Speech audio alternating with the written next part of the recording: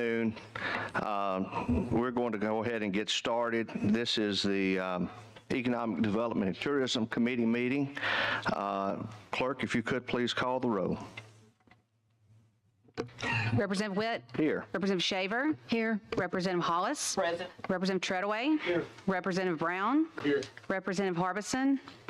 Representative Morris. Here. Representative Holt Jones. Here. Representative Rafferty. Here. Representative Robertson. Here. Representative Klaus. Here. You have a quorum.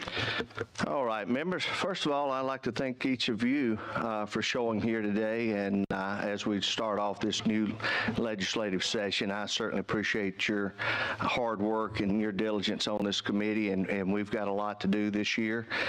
We've got some heavy lifts, so I certainly appreciate all of your hard work. With that being said, just a few housekeeping items that I would like to go over before we actually move forward in today's meeting. Let me be very clear. This is a public hearing for HB 151 and HB 152, sponsored by Representative Blackshear. I ask for all the audience members to make sure that you silence your cell phones. Remember to use decorum and proper etiquette while addressing the legislative members, the speakers, and members of the audience. Any outbursts or disruptive behaviors will not be tolerated, and you will be removed from today's meeting. Today's public hearing, we will have 18 speakers that have signed up. Each speaker will be limited to 3 minutes, and I will notify each speaker when their time has expired.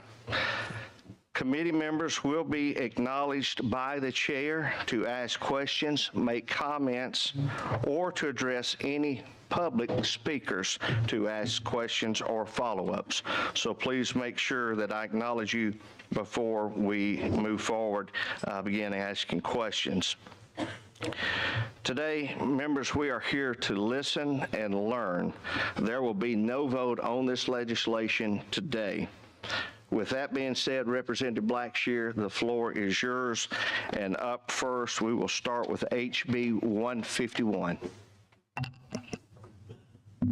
Thank you, Mr. Chairman and members of the committee.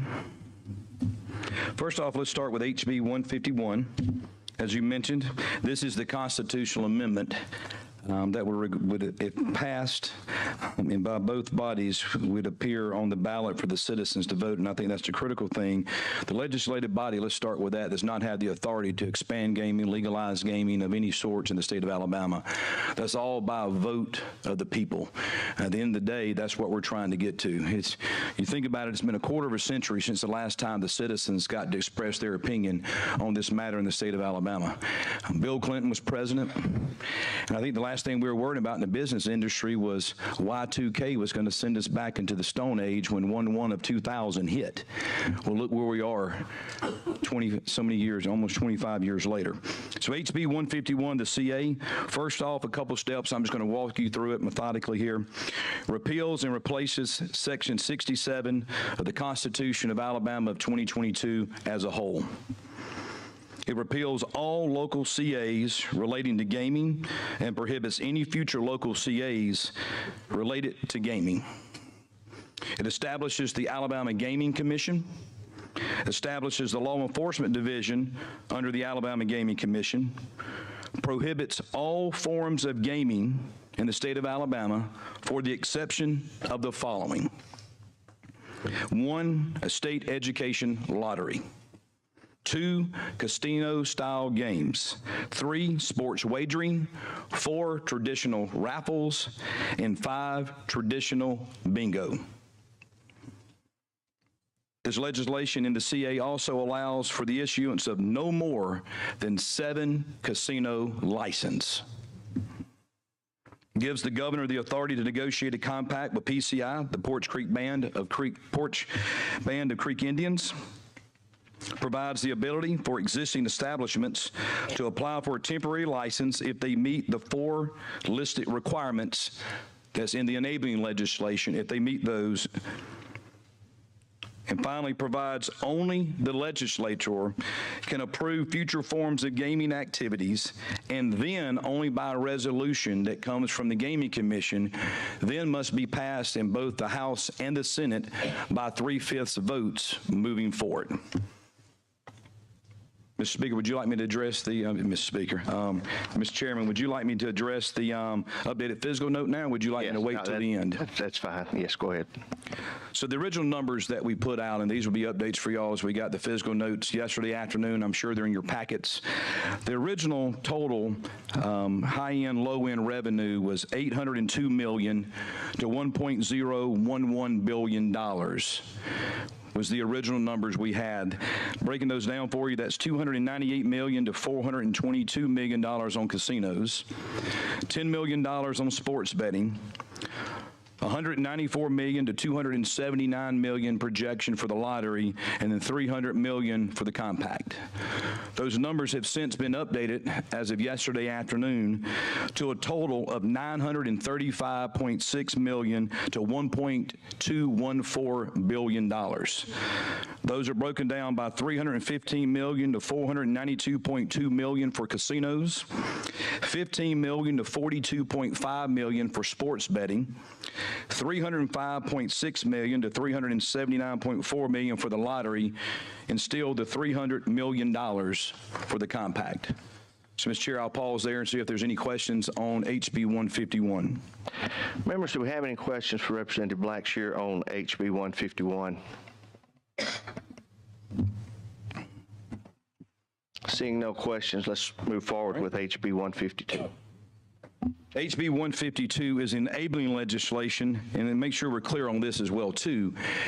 If this does pass in the future, if we do see problems that arise because sometimes with any piece of legislation, sometimes the unexpected pops up, we do have the flexibility to address those with it being in the enabling legislation moving forward.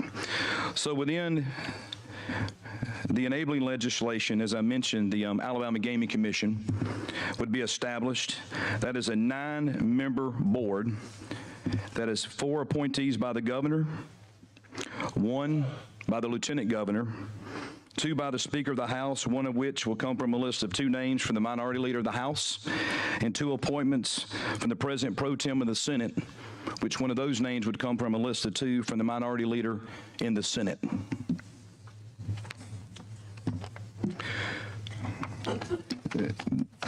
The Gaming Commission will have the responsibility for hiring the executive director of the commission.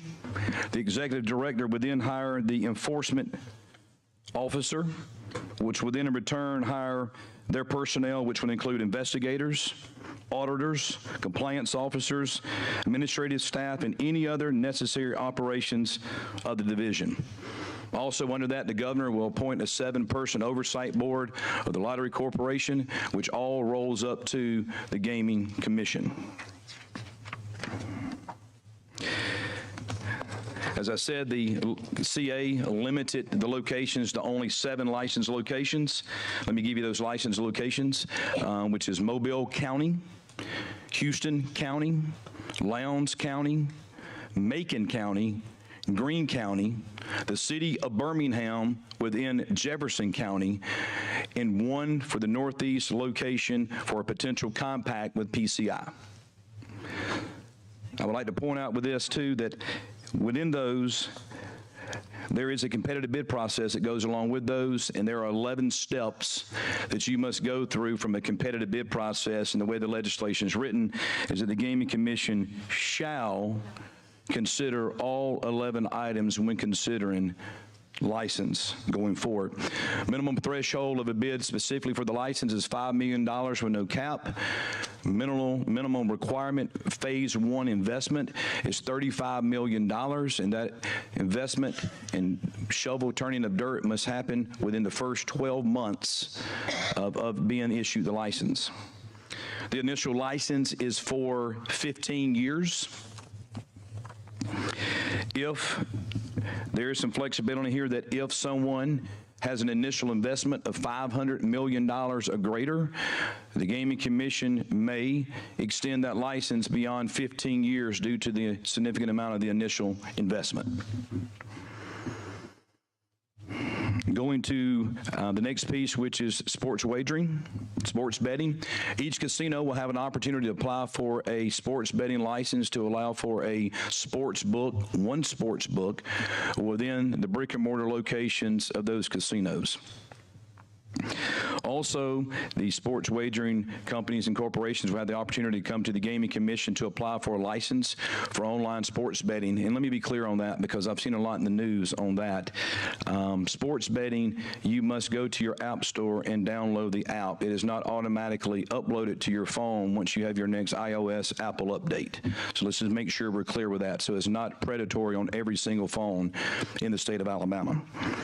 The percentage rate on that is 17% tax rate of the net gaming revenue. Failed to mention on the casino side, it's 24% of net gaming revenue, which correlates back to those numbers I gave you a moment ago in the updated physical notes. We also have in here a temporary sports wagering license for 4 days for facilities that have over 60,000 people in attendance. Those will be related to specific super speedways that have races within the state. They have the flexibility, if those so choose, for a temporary 3-day pass with a rain day option if they want to have that, specifically just for a 3 to 4 day pass. Also underneath here, the Alabama Lottery Corporation we talked about, they will be responsible for handling the day-to-day interactions of the lottery. Again, that's a 7-person board. We will have 2 ex officio officials that will be on there as well, too, that do not have voting power, and their duties are to approve the budget requests of the president, adopt the rules for the operation, establish the salary of the president, conduct hearings, submit quarterly and annual reports on the lottery to the Gaming Commission, and they must also maximize the revenues of the state of Alabama, where they're responsible for that. The distributions of the funds, where that goes, we're creating 2 individual supplemental appropriation non-reoccurring buckets. One will be under the ETL for education, one will be under the general fund budget. For that, all lottery proceeds will go to the ETF supplemental for non-reoccurring educational expenses. All sports wagering proceeds, all casinos proceeds will go into the general fund supplemental appropriation to be used for non-reoccurring supplemental items as well through that process. Some of the items under the education budget we listed in the bill that's not limited to, but we would like to include, are 2-year community college scholarships, last dollar scholarships for that, and also technical schools. We think that perfectly ties right back into the workforce development we've been seeing the Lieutenant Governor's office work out of. We think that could tie directly in and helping stand that program up and really help it take off. Also, dual enrollments for our high school students for 2-year and 4-year schools. Also in there, we have the creation and support of inpatient, residential, and outpatient problem gaming for addictions treatment centers and programs which do not exist in the state of Alabama today.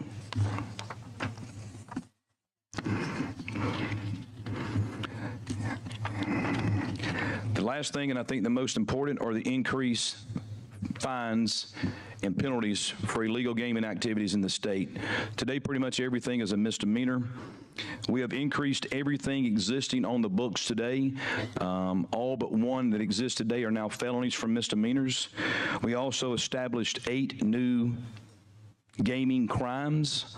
All 8 of those are felonies as well too, and the level of the felonies and the amount of the fines increase with each occurrence. First, second, third occurrence, it steps up higher.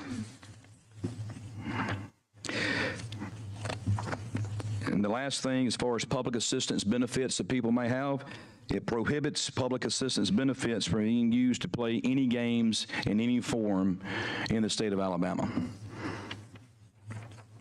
So with that, Mr. Chair, I'll pause and see if there's questions. Thank you, Representative Blackshear. Questions from our committee? We're not going to be offering any amendments from here, correct? It's a public hearing? This is just a public hearing, yes. I'll reserve it after I hear everybody. Any questions, members? Representative Blackshear, thank you. Mr. Chairman. We will begin our public hearing portion of today's meeting. We will alternate between to supporters and opposition. And please, when you come up, announce the association organization that you are supporting if you are here speaking on behalf of an association. So with that being said, our first speaker today will be Holly McCorkle. And remember, we will have 3 minutes to speak. Thank you. Good afternoon, members of the committee. My name is Holly McCorkle, and I'm the Executive Director of the Alabama Council for Behavioral Health Care. We're a statewide organization representing 20 community mental health providers from Huntsville to Mobile. We work closely with the Alabama Department of Mental Health, and as a group deliver the vast majority of mental health services provided by the state.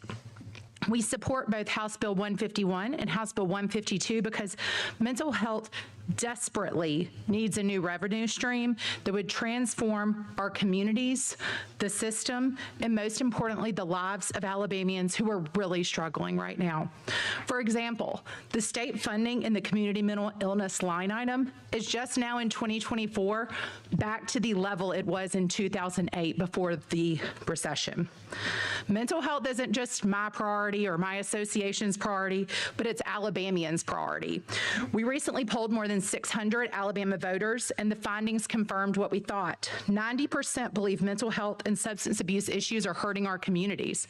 Almost 46% said that they or someone close to them had experienced a mental health crisis or attempted self-harm. Of those, 44% said they could not get immediate help for themselves or a loved one. That's a really scary statistic. Costs for treatment, lack of nearby treatment options, wait times, and lack of health coverage were all identified as barriers to those who needed help when they were in a crisis. Alabamians want to see more resources devoted to mental health, with 82% of those polled supporting the use of gambling proceeds to expand access to care. The bottom line is Alabamians recognize the need for mental health and substance abuse treatment, and they clearly think access to care should be a priority for our policymakers in terms of focus and funding. You may be asking, exactly what could gaming revenue go towards? Just to name a few, there are people with intellectual and developmental disabilities sitting on waiting lists for years and years waiting for services.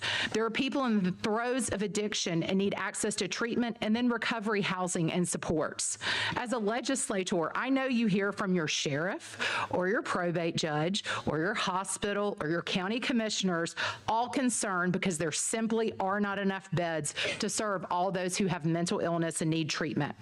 Finally, across all divisions, community mental health providers who are the safety net for the state do not receive adequate reimbursements to recruit and retain the workforce needed. A lack of workforce creates longer waiting lists and larger caseloads, just to name a few. To date, the state general fund has simply been too limited in revenue to solve these extremely expensive problems. They are very expensive to solve. They are decades-long problems that this state has faced. However, House Bill 151 and House Bill 152 create the first opportunity in a very long time for Alabamians to make the choice to provide a new, sustainable revenue stream that could, in fact, address many of the issues I shared here with you today. Thank you, Ms. Hunt. Your time has expired. Our second speaker, opposition, which is my friend, Brother Dusty McLemore. We're certainly glad to see you up from Athens, Alabama today. Thank you, Chairman Witt and committee. I'm not here today to speak to your head, but to your heart. I'm only here today by the grace of God and by the great support of my lovely wife, Patsy. For over 10 years, I lived as a compulsive gambler. It started suddenly and innocently, as many addictions do, but suddenly it became a nightmare in my life, in my home. Gambling devastated my life, and it also destroyed my marriage.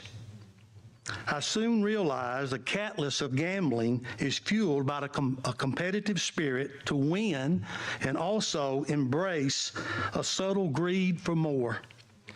Gambling not only devastated my life, but the life of my best friend, who committed suicide after he returned from weeks of gambling in Tunica. I had another friend who also committed suicide as well after a group from the gambling industry pursued him and hounded him. As a pastor, I've had a mother who called me to talk with her son in college who was addicted to gambling. She was devastated and heartbroken. I had a father who came to my house weeping and asked me if I would counsel with his 40-year-old son who lost 2 jobs and a wife. Gambling is very addictive and very destructive. Nothing good comes from nothing good comes from gambling. It's destroying our communities, our cities, and our state. No amount of revenue and no amount of growth can suffice for the destruction caused by the underlying darkness that gambling brings. People are moving to Alabama from cities and states from other vices like this to come to Alabama, our great state, for a better life and environment in which to raise their families. So please, committee and friends, I pray today that you would not allow this devastating gambling bill. The very lives you spare from this vice may be your neighbors, may be your co-workers, it may be your friends, your spouse, or even your children or grandchildren. I have 8 grandchildren, and I want them to know that their papa's here today to stand up for them and to stand up for what my values and my worldview is on gambling. It's devastating, I can tell you personally. It's a secret type thing, sin that we kind of push aside, but I'm telling you, it's very, very destructive and devastating. So please, hear me today, and as you vote for this, I pray you'd vote with your heart. Thank you. Thank you. Our next speaker, Boone Kennard.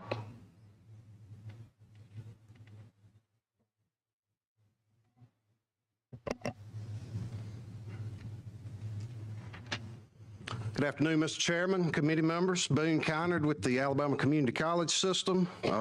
We're certainly not here. The community college system takes no position on gambling in general, but we are here today to support a portion of the bill that would provide for last dollar scholarships for students at our community and technical colleges. Alabama's community colleges are open door institutions, meaning that we serve anybody who wishes to come to us for their first 2 years of higher education or to obtain skills and certifications to enter the workforce.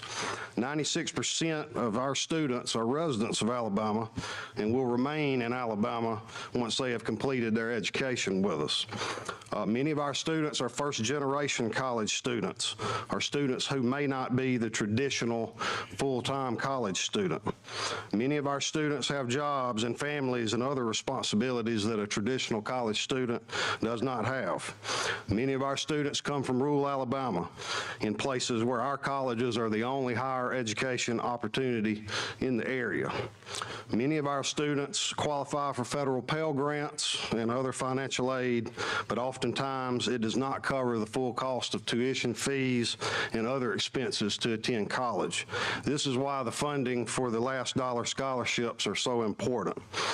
These scholarships would provide the funding necessary to ensure that these students have no out-of-pocket cost that would prevent them from being able to get their education and go to college.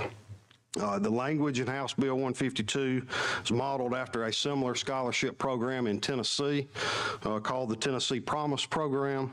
That program has been very successful in Tennessee and has led residents of that state to be able to attend college that would have not otherwise had that opportunity. So again, while we take no position on the gaming issue itself, we do believe that the last dollar scholarship portion of this bill would be a great use of funds should this legislation pass. So we greatly appreciate the inclusion of the last dollar scholarships in this bill, and thank you for hopefully maintaining it in the bill. So thank you. Thank you. Next speaker, Kimberly Cook. Good afternoon, committee. Thank you for having me. I'm a Vestavia Hills City Councilwoman, and my oath of office had 3 important words in it: health, safety, and welfare. This is why I'm asking you to vote no on a Birmingham casino and sports betting, because they will not give my community any one of those. First, health. Gambling, drugs, and prostitution thrive in casinos. As addictive as cocaine, gambling drives people to anxiety, depression, and suicide. People who live close to casinos, and that could be Vestavia Hills, are most at risk. Second, safety. When a casino comes in, human trafficking goes up 80%. Vestavia sits on I-65. We already have problems with this. Putting a casino in Birmingham will make our police's job twice as hard because it creates a ready market for traffickers of drugs, women, and children. This will create more crime in Vestavia. Third, welfare. Sports betting apps advertise to kids and quite literally steal their lunch money. This is an epidemic in our country, and it hits Vestavia too. My parents don't want sports betting, and they don't want a casino in their neighborhood. Parents in Vestavia are having a hard enough time raising their children in this environment. Please don't make it harder. A Birmingham casino means Vestavia gets all of the social costs and none of the revenue. In fact, it's worse because Vestavia businesses will lose as the new addictive casino comes to town. A casino will poach on Vestavia, and they don't even need my approval to do it. Sports betting takes advantage of kids, and a casino brings more crime to our city. I oppose this bill because it takes away my right to vote for my constituents and protect my city, so please vote no. Instead, go back to the 3 priorities: health, safety, and welfare. Your vote yes takes away my vote as a city councilwoman, and that's bad for Vestavia. So please vote no. Thank you. Just a quick question. Yes, sir. How close are you to in relationship to the existing facility in Jefferson County? My neighborhood is about 10 miles from the Birmingham Race Course. Okay. All right, sir. thank you. Yes. Our next speaker, David Harrington.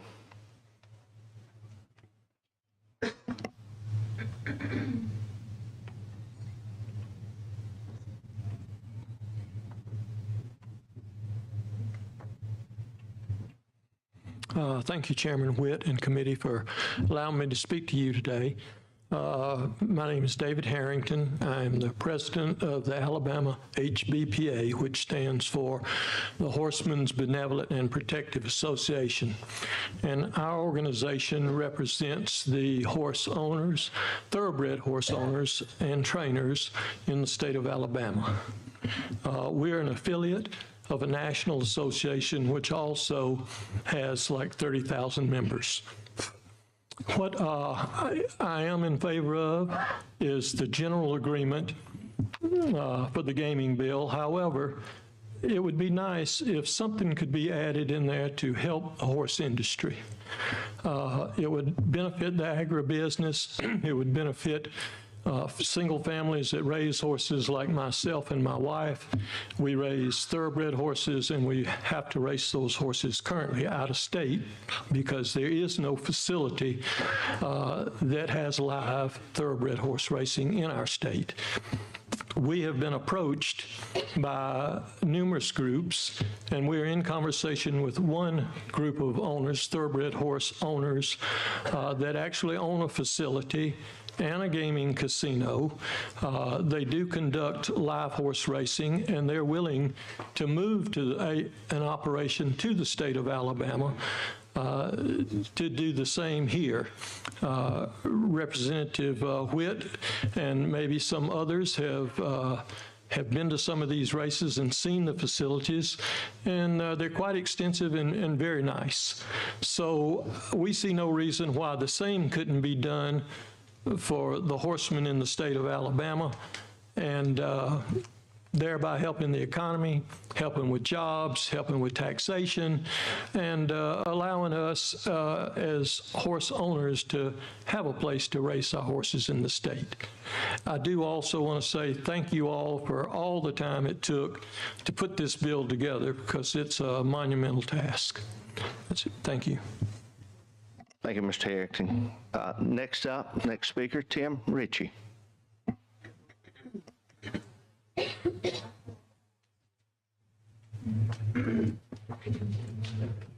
Thank you, Chairman and committee. My name is Tim Ritchie. I'm just a citizen of Alabama residing in DeKalb County, and I'm here today to share to you about the experiences of compulsive gambling. I myself was a compulsive gambler. Only by the grace of God, haven't gambled since August 18, 2009. My gambling started when I was a student at the University of Alabama, going to Green Track just to have a fun night, not knowing that that night would change the direction of my life.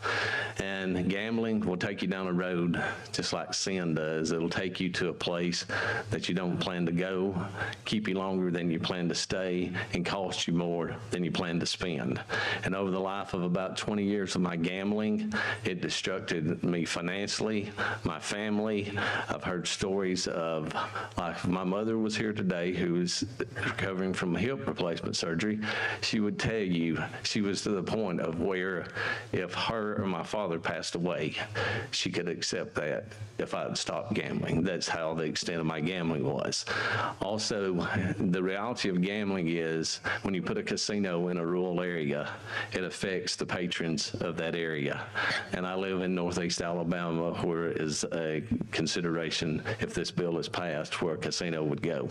And I've seen firsthand the effects of it. I have friends in other states, farmer in Mississippi who lost his whole farm, who was worth millions because they put a casino near his home. I have friends in Louisiana, Joe, whose wife Carolyn didn't show up to work one day. He couldn't get a hold of her, goes home. She's committed suicide because she had been to the casino and ran up a massive debt that she couldn't pay. I ended up in treatment in Shreveport, Louisiana. It's called CORE. It's called the Center of Recovery. At the time, it was the only state-funded facility in the United States. The casinos of the state of Louisiana actually fund those treatment centers. And I heard that on the proposed bill, they would be treatment centers. My question would be, if this bill was passed, where would those treatment centers be located and how many would they be? Because if you go and Google the effects of compulsive gambling, the suicide rate for compulsive gambling is 15 times higher than any other addiction. And you will, 1 out of 5 people who become compulsive gamblers will attempt suicide. And the effects of gambling, and I know this will bring in revenue, but it brings in revenue, and you can do research on this, that 40 to 60% of the revenue that comes into casinos and gambling is from compulsive gamblers, from inside of the people in the community. Your property values go down when you put a casino in the area. The crime rate goes up, and all other kinds of industry come in that you don't want into that community. And it's talking about mental health. You know, in the Bible in 2 Timothy 1:7, it says, the Lord does not give us a spirit of fear, but of power, love, and a sound mind. And I can tell you from experience, from being a... Thank you. That your time has expired. Thank you so much. Next speaker, David Russell.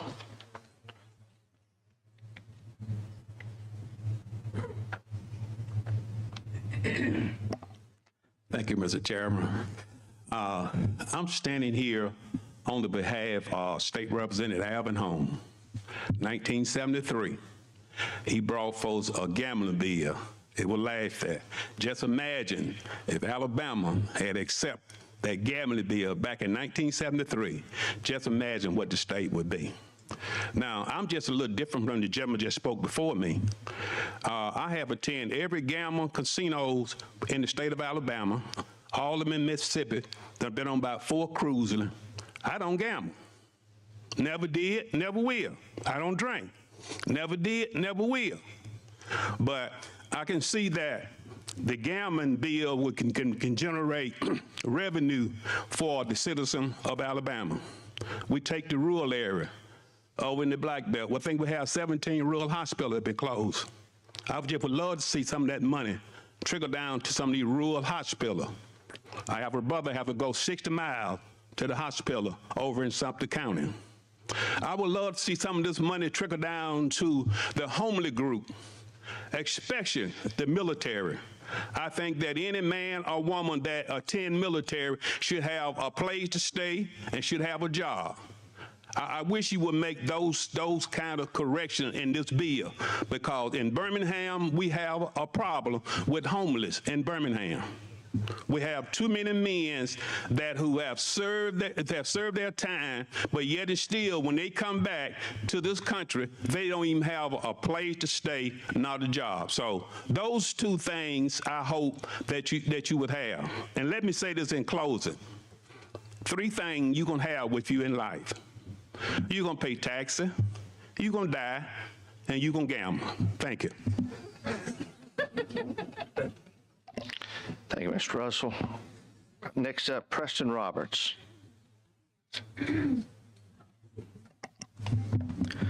Thank you, Chairman Witt, members of the committee. I'm Preston Roberts. I'm here representing the Alabama Farmers Federation in opposition to House Bill 151 and 152.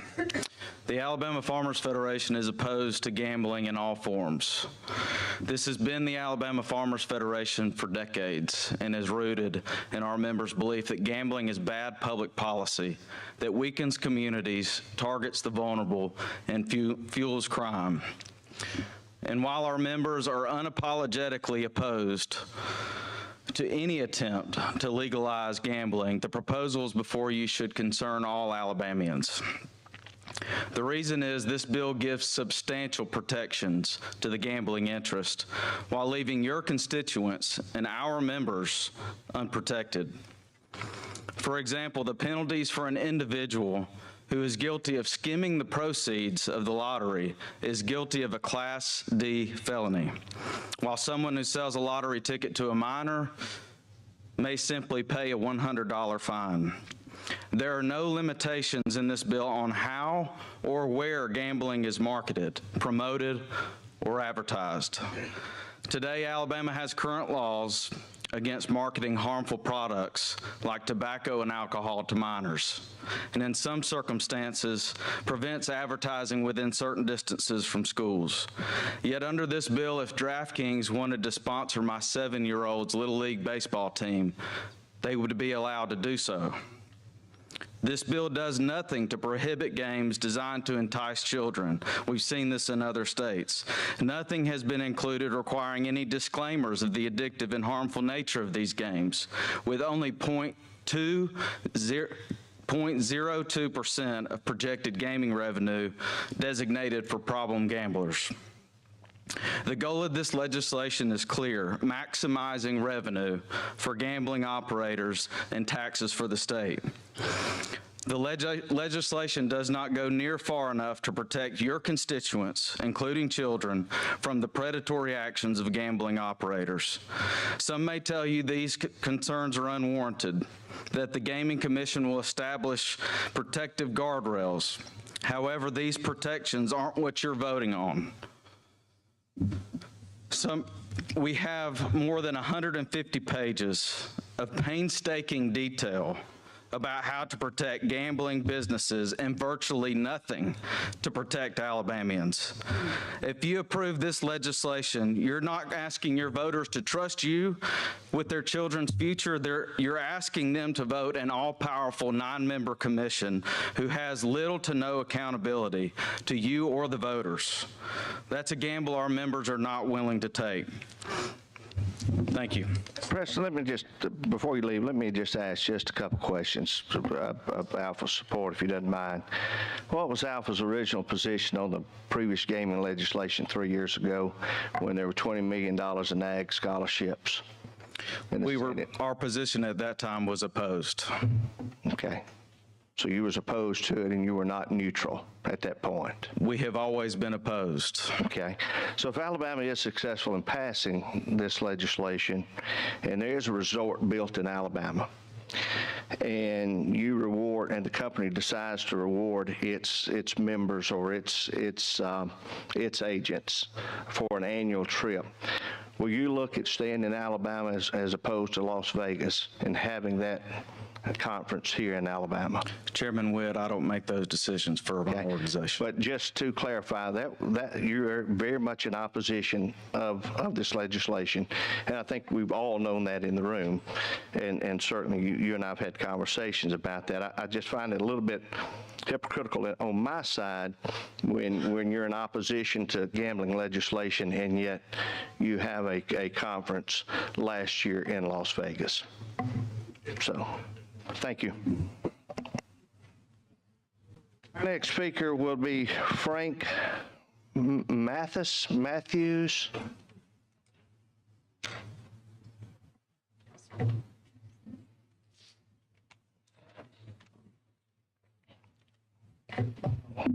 Thank you, this legislator and these great chairmen and minds that have come together to finally understand that there's a minute panacea that this state can have that addressed a lot of issues financially that you're unable to address with other issues that we're afraid to take on in the state of Alabama. As a Christian, I'm wearing my Ten Commandment button here, and that's for people to vote 10 times, times 10 times for this legislation on both sides. I came up in the wrong time. I wish I had came up when they cast lots for Jesus' garments. That's the first time I heard about gambling, and the first time a lot of you heard about gambling. But I would like to have been the gambler that won Jesus' garment. I will probably be a greater evangelist than I am now. Just think about that. Why was that actually in Biblicus? Why was that actually in the Septuagint? Why was it in the Vulgate? They did not miss putting everything that's in that Bible's in there for a reason. So these men just casting lots, gambling for Jesus' garment has no validity to anything?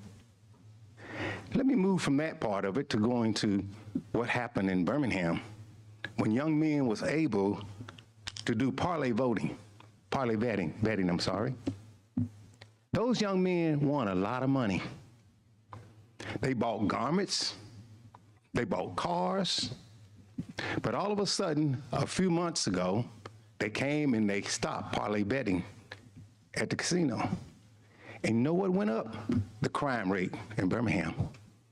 We went up to 153 homicides, breaking a record that stood ever since 1933 when they had only 133 homicides. We broke that record. So when we start being against a whole lot of things, we need to look at a whole lot of areas. Like to say, we gamble every day. I hear those stories. But 2 or 3 Christians have been here, but none of them talked about the lots and what happened because of them. But I want to advocate one thing, to dichotomize somewhat, if you can, the parallel betting. Because when you go to Tunica and all that, they have little spots over there, If you do it the same way and allow somebody to do it the same way, you're not going to make the kind of money. You're talking about 17%, 30%. No, you're not. You go down there and watch who's parlay betting at the casino.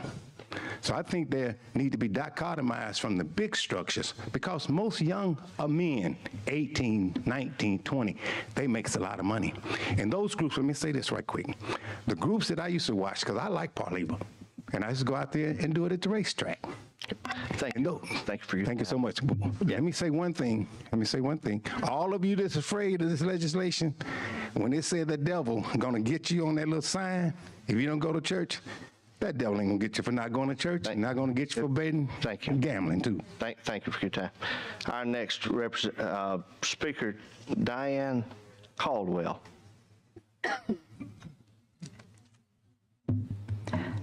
Mr. Chairman and members of the committee, thank you so much for letting me speak today. I've never done this before, so I'm very nervous.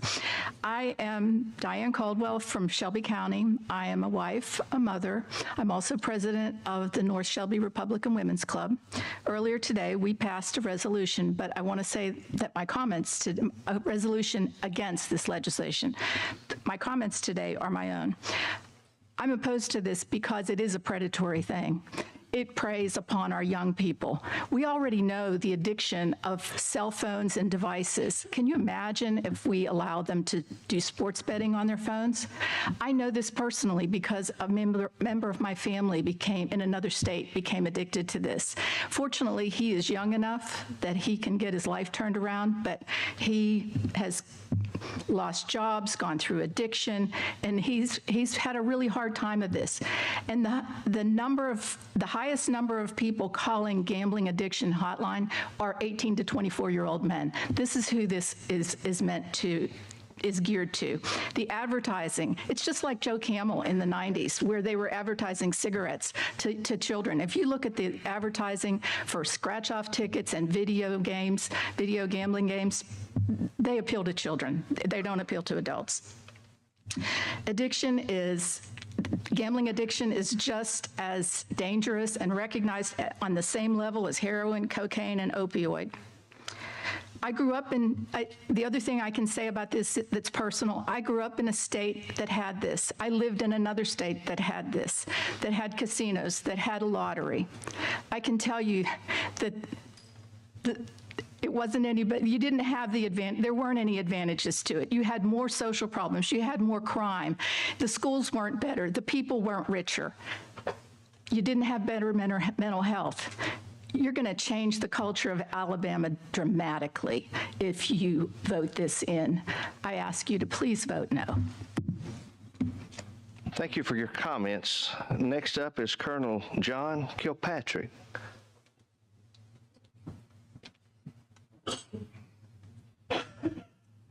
First of all, let me thank you from your trip from Mobile, and also congratulations on your new facility. Thank you very much, and good afternoon. I'm very pleased to be here. I'm Colonel John Kilpatrick, and I represent the Military Officers Association Council of Alabama. We're about 1,500 members here in Alabama, and we're one of the largest national veteran advocacy organizations in the country. And so I'm here really to speak for the veterans. So there are about 400,000 of us here in Alabama. And, you know, I don't need to rehash all the things that Ms. McCorkle talked about in our mental health needs. So all I can say about it is everything she said about the mental health needs of Alabama is absolutely true. And the problems are multiplied by 2 for veterans. We die by suicide at twice the rate of others. We die by opioid overdose at twice the rate of others. Everything she talked about, the need for healthcare providers, we're short thousands of folks in the mental health field. So our organization has no opinion on gambling. We have no opinion on this bill, to be honest. What we do have an opinion on is if this bill is passed is where these funds go, and we certainly want to see them go to fund mental health and especially fund mental health programs for veterans. So I speak from experience, again, a veteran, 38 years in the military. I've had 4 combat tours. I'm also a person in long-term recovery. I've been sober myself for almost 28 years, and I work in mental health. So I live it, I breathe it, I see it every single day. So I just urge you that should this pass, that we make sure that there's plenty of money allocated for mental health and especially for the needs of veterans here in Alabama. Thank you very much. Yes, sir, and thank you for your service. Next up, we have Stephanie Smith.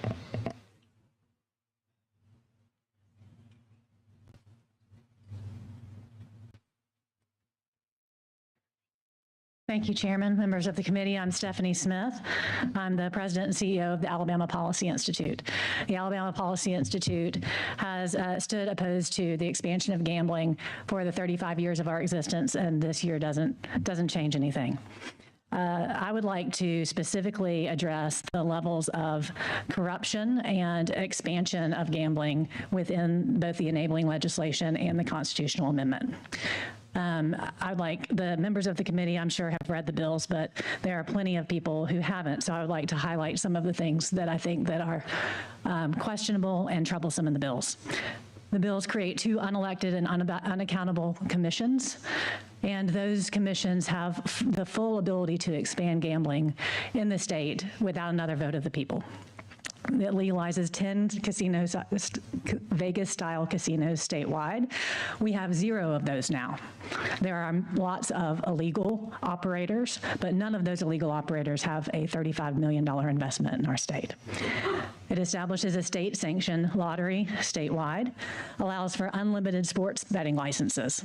It also allows for temporary sports betting licenses for things like the Auburn-Alabama game or Talladega race. It protects current illegal operators until the year 2027. So those who are advocating for this as an enforcement bill are misleading people, frankly, because it actually writes into the bill that current illegal operators would be able to continue operating until 2027. One of the most troubling things about the bill, when I read it the first time, I frankly couldn't believe it and then had to read it again, which is the Gaming Commission that is tasked with licensing in certain locations would have the ability to move those locations on their own volition, and then also would able to transfer ownership just as a gaming commission. That puts every single municipality and every single county at risk for having a casino in their backyard. It also handpicks winners and losers and only designates an absolutely tiny amount to combating problem gambling. The bill articulates that if there are unclaimed proceeds, then $200,000 would be allocated for that. We've heard from mental health, and we can all agree that we're in a mental health crisis already in the state of Alabama. Let's not add to it with something that has been in every state where it has been studied has actually increased the mental health problems in the state. It has also increased the sex trafficking problems in every state where it has been legalized. It doesn't protect kids from ads or exposure to gambling, and it doesn't protect kids from being able to have access to gambling through sports betting apps. Thank you very much. Thank you, Stephanie. Next up, our State Treasurer, Mr. Young Boozer.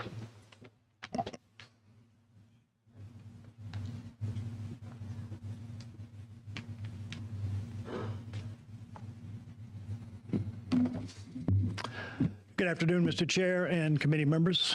I'm Young Boozer, Alabama State Treasurer. I was a member of Governor Ivey's study group on gambling policy. A report was compiled in 2020 and submitted to the governor in December of 2020. That report appears to form the basis of the gaming bills, House Bill 151 and 152. My summary of the study and of this bill is this, and I read the bill this weekend. Well done, I might say. My summary of the study in this bill is gaming will work in Alabama, and it will be worth it. 3 components of legalized gambling were researched: the lottery, casinos, and sports betting. Conservative estimates at that time, a couple of years ago, annual state revenues were significant and were estimated to be about $800 million. Obviously, inflation has hit just about everything. I will point out that it will take a couple of years for that number to be reached because these processes, these businesses have to ramp up. But once it does ramp up and level off, it will basically grow at the same rate as the economy of the state of Alabama grows. Alabama is late to the game. Lotteries are offered by 45 states. Casinos with Class 3 gaming are operating in 44 states. And sports betting is legal now in 38 states. 4 years ago, it was only 27 states. 45 states with lotteries transfer proceeds as follows. 20 designate one beneficiary, 25 2 or more beneficiaries, and 28 designate some or all of the proceeds to educational purposes. The study group addressed and evaluated all aspects of gaming. Revenues and benefits, tangible and intangible costs, business and regulatory structures which will promote legal and reduce illegal gaming, state and federal law, best practices throughout the country. It is clear our observations are included in the bills that form a solid foundation for the constitutional amendment and the enabling legislation. I close with my opening. I stated my opinion that gaming will work in Alabama, and it will be worth it. Thank you. Thank you. Thank you, Mr. Next up, Robbie McGee.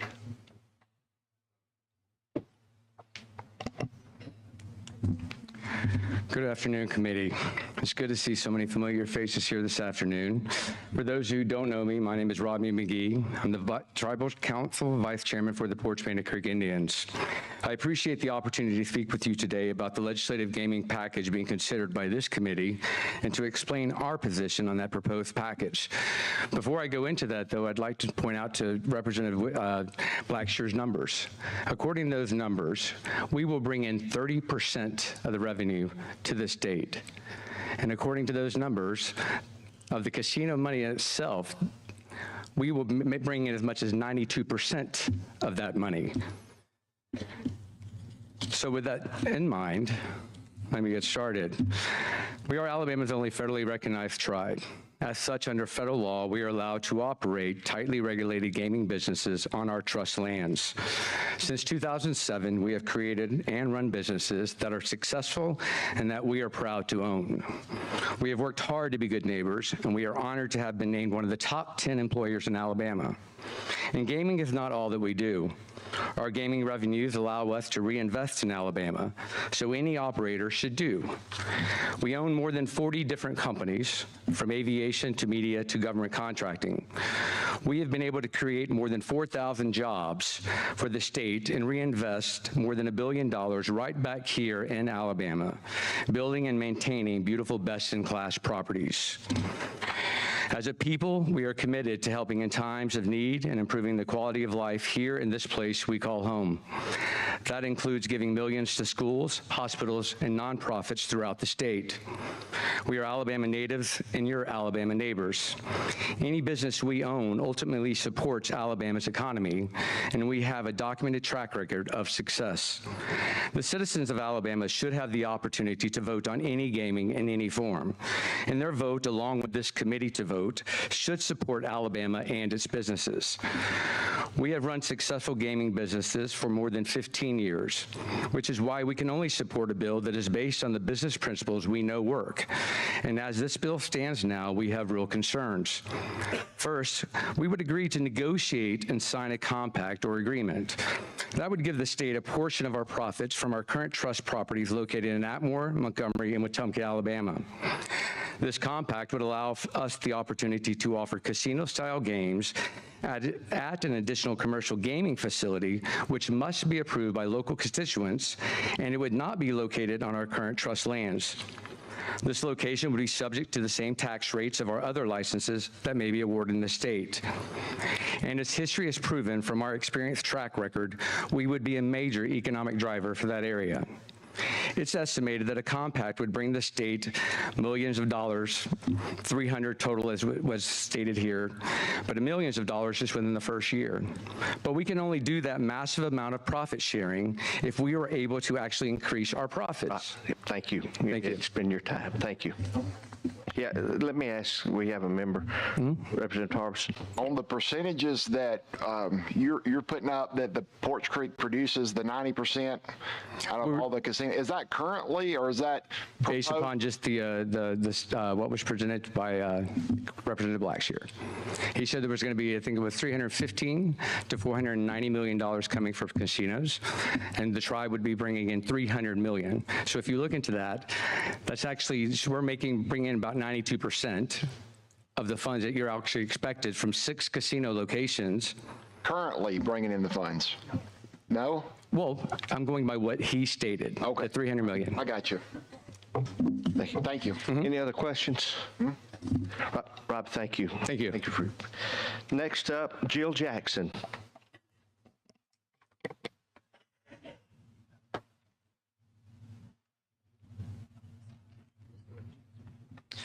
Good afternoon, Chair Witt and committee. I'm Jill Jackson. I represent the Alabama Education Retirees Association.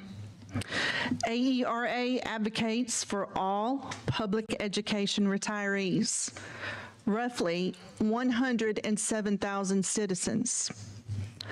Out of that large group, 35,000 or more have earned a pension from the state of Alabama at the federal poverty level.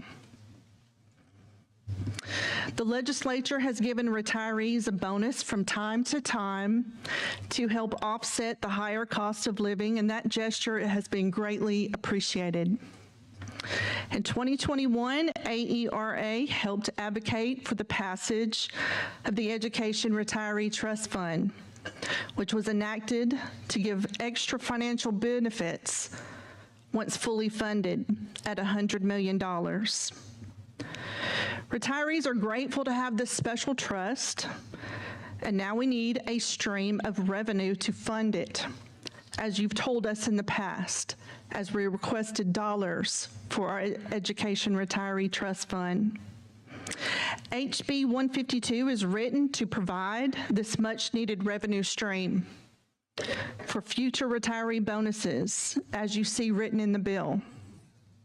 We are in support of any measures that will financially benefit Alabama's education retirees. Thank you. Jill, thank you. Our next speaker, DJ Parton.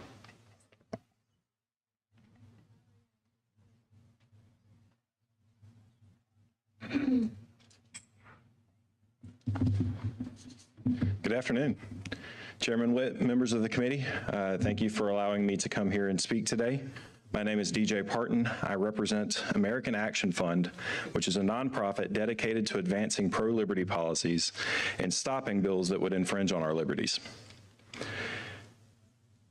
American Action Fund is opposed to House Bill 151 and 152 because they violate the principles of liberty and limited government in the following ways. The bills grow the size of government by an estimated $1 billion per year.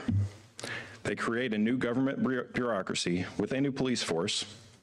They impose excessive criminal penalties, which will only exacerbate the problems plaguing our prison system. They create a new government-sponsored gambling operation, and they limit free market competition by benefiting a handful of special interests at the expense of the people of Alabama. One of the common phrases that will be heard in the halls of the legislature is, I'm going to vote for it today and vote against it on the ballot. That's not a principled stance. It's avoidance of your duty as an elected official to make a strong principled vote for the people of your district. In the same way that voting for a BIR on a bad bill counts as a vote to advance a bad bill, voting yes to place an anti-liberty amendment on the ballot is an anti-liberty vote. On behalf of liberty-loving Alabamians, I urge you to vote no on these two big government bills. Just a quick question. Can you tell me a little bit about American Action Fund and where you're out of? Is this an Alabama organization or? I am an Alabama resident. I live in Prattville. I work for American Action Fund, which is headquartered in Austin, Texas. It's the grassroots arm of the Young Americans for Liberty. Okay, thank you. Just need some clarity. Thank you. Next speaker, Mr. Jeff Newton.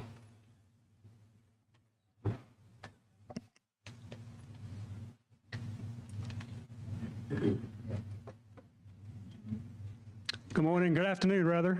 Appreciate being here. Thank you for taking care of our veterans and having them a part of this discussion. We have many veterans in the audience. Thank you for your service. Thank you for all that you do. And this is going to be a little redundant, but I think it's so important to emphasize the need for helping veterans with their mental health crisis that we have in the state of Alabama. Make no mistake about it, it is a problem. You've heard from the Department of Mental Health. You've heard from my counterpart from the Military Officers Association. But you know, as these military members come out of the service, and they transition to the civilian life, they bring a lot of issues with them. You've heard of traumatic brain injury. You've heard of PTSD, post-traumatic stress disorder. And there's a myriad of other mental issues that these veterans bring back to our community. And the problem is that the help that's out there is not enough in the state of Alabama. We need to focus on veterans' mental health.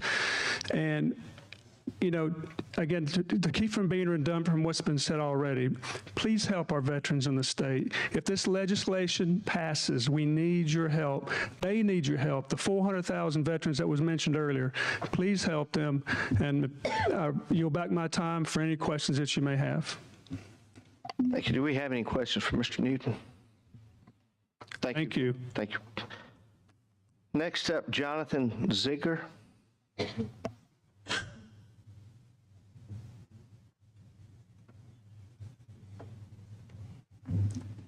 Thank you, Mr. Chairman, and the committee. It's Zeiger, but I've heard it pronounced. I apologize for that. No problem. I hear it a lot of different ways. I usually get Dr. Z, and that I know they're talking to me. It appears that everyone that's speaking came prepared, and I did not do that. I came because I heard last night y'all were having a public hearing, and I felt strongly that I wanted to be here to hear and to support those that are opposing House Bill 151 and 152. I speak in opposition to it. Everyone that I have spoken to about it back in my county, St. Clair County, is against it. They don't want gambling, and I don't either. Representative Blackshear, with all due respect, some of the things you said, I can agree with. But when you think about that app not coming onto my iPhone and being predatory, I don't care if you eat up my iPhone, but it is predatory to the citizens of Alabama when we approve gambling in this state. It's going to hurt citizens, and the citizens I know are against gambling and both of these bills. I printed it out this morning. Took me a little over an hour, and I brought it with me. I left it in the car because I had a long ways to walk. But I also support mental health and the needs of mental health in this state. I think we should fund it better. But as a veterinarian, and Dr. Harrington, didn't know you would be here, I respect you, but I don't know any other veterinarians personally who are for gambling in this state. We weigh risk to benefit ratio, and no matter how much money you bring in, when it's blood money, it is not going to benefit the average citizen of this state. There are better ways to fund important needs in this state than through gambling. So I urge you all, please vote against both of these bills. Thank you. Dr. Z, thank you. Got it right. All right, our last speaker, Christian Goretsky. How did I do on the name? Good? Janetsky. Close. Yeah, okay. Mr. Chairman, members of the committee, my name is Christian Janetsky, and I'm the president of FanDuel. I'm here to encourage your support for HB 151 and HB 152. FanDuel is the largest sportsbook operator in the United States. We have over 12 million users across a diverse range of sports betting and fantasy sports products, and we currently offer our online sportsbook to a little over half the U.S. population. We're publicly traded on the New York Stock Exchange and have over 4,000 employees. Of course, FanDuel does not offer sports betting here in Alabama because Alabama is one of the only 12 remaining states that has not legalized sports betting in some form. Alabama remains stuck with only illegal and unsafe sports betting websites that operate offshore, untaxed, and without any regulation or oversight. I'm particularly pleased to be here today to talk about legalizing sports betting because this is where I'm from. I grew up in Birmingham. My parents still live there. I'll be happy to see them later tonight. I graduated from Vestavia Hills High School and Birmingham Southern College. So while I'm here professionally today as the president of FanDuel, I'm personally here in support of HB 151 and 152 because I've got a lot of friends and classmates who are really telling me they're ready to start betting legally in Alabama. We know there's a huge desire for sports betting in Alabama. Last year, there were 2 million attempts to place a legal bet here in Alabama, and every single one of those was blocked. And when those users were blocked from betting in the legal market, they either drove to Tennessee, Mississippi, or Florida, where sports betting is legal, or they simply switched to one of the illegal offshore sites that's already available on their phone. What's different about legal operators like FanDuel and the illegal offshore sites? Most critically, we're committed to ensuring the integrity of sports, that all of our customers play responsibly, and that no one underage can access our platforms. Not merely because we're subject to regulatory requirements, but we are, but because we understand that the long-term sustainability of our business depends on it. Our consumer protection begins with robust identity verification measures, including Know Your Customer technology, to ensure individuals under 21 are not able to create an account, deposit, or wager. We verify customers' identification using name, address, social security number, and other identifiers. And we use third parties' processes and procedures, the same ones that online banks and other online consumer businesses use to verify those identities. We don't advertise to minors, and they're not allowed on our platform. Contrast that with the legal websites and mobile apps that are operating in Alabama now that simply ask you to check a box to verify by yourself that you're over 18. Similarly, every financial transaction conducted on our platform is subject to stringent federal anti-money laundering requirements, the same ones that banks abide by. We don't extend credit, and we require all deposits to come through the regulated banking system. We also invest heavily in responsible gaming. Our team at FanDuel of over 50 employees who are dedicated to responsible gaming reports directly into me. We provide and promote safeguards that allow customers to set limits for themselves on how much they deposit, how much they lose, how much time they spend, and we allow all users to exclude themselves from the platform altogether. We provide users with detailed activity statements to ensure they understand how much they're spending, and we actively review players' activity to look for any signs of potentially problematic play and intervene to steer such players to better outcomes if we see red flags. In your time. Thank you. Thank you so much. Any questions? Okay. This concludes our public hearing. Yeah, I'm sorry. I don't have a question. Christian, we can bring you back up. Representative Treadway. Yes, sir. Mr. Chairman, that was, if we're keeping count, that was 10 for, 9 against. We may want to bring one more. And the reason I say that, if you would allow, we've got about 3, I believe, former governors here that I would like to hear their perspective on this, if that was possible. Yeah, so we're not going to allow that. They did not sign up for our public hearing, so, and I was not notified. Thank you. Got 10-9 then. Thank you. There's 10-9, then we had 10-4, we got 9. Okay, Representative Treadway, I completely understand. Thank you. Did I use my? So at this time, our public hearing is over. I do thank each of you. I wish you safe travels back home. To the members of the legislature that came down and listened, we certainly do appreciate your time coming down and hearing our public hearing as well. Second of all, tomorrow, if you will listen briefly, our meeting will be held at room 617 at 3 o'clock tomorrow. Thank you. I have a motion for adjournment. Motion. Second. Thank you.